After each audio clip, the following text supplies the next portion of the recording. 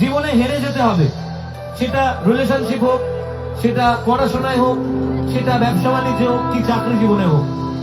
কিন্তু মনে রাখবে, এই হেরে যাওয়ার পরের দিনে সকালটা কিন্তু অনেক সুন্দর। হেরে যাওয়ার পরেই কিন্তু একটা জয় আসে। দেখবে বাঘ দৌড়ানোর আগে দুপা পিছিয়ে নেয়, কারণ সে অনেকটা পর্যবেক্ষণ করে নেয়, দেখে তারপর অনেকটা দূর দৌড়ে প্রথম হয়। অনেক সময় ক্লাসের লাস্ট বেঞ্চে বসতে হয় ক্লাসের বাকিদেরকে দেখার জন্য।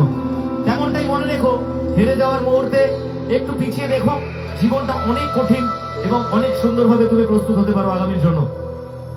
আমরা ব্যর্থ হয়ে অনেকেই সুইসাইডের পথ বেছে নিতে চায়। আমি শুধু একটাই কথা বলবো, তোমাদের জীবনের শুরু, যারা কলেজে পড়াশোনা করছো, জীবনের শুরু এটা। সুইসাইড জীবনের শেষ লক্ষ্য কোনোদিন হতে পারে না। আমার মনে হয় জীবনে যে কোনো কঠিন পরিস্থিতির মধ্যে থেকে বেঁচে থাকার যে জীব, তার নামই মানুষ। কারণ আমাদের সহ্য ক্ষমতা ঈশ্বর অনেক বেশি করে পাঠিয়েছেন, আমাদের বুদ্ধি শক্তি অনেক বেশি করে পাঠিয়েছেন। তাই বলবো, রাতের অন্ধকার যেমন আসে, পরের দিনের সকালটাও কিন্তু আসে। তেমনি খারাপ সময়টাকে কিক অফ করে জীবনকে এগিয়ে নিয়ে যেতে হবে নিজে বাঁচার লক্ষ্যে এবং অন্যকে ভালো রাখার লক্ষ্যে।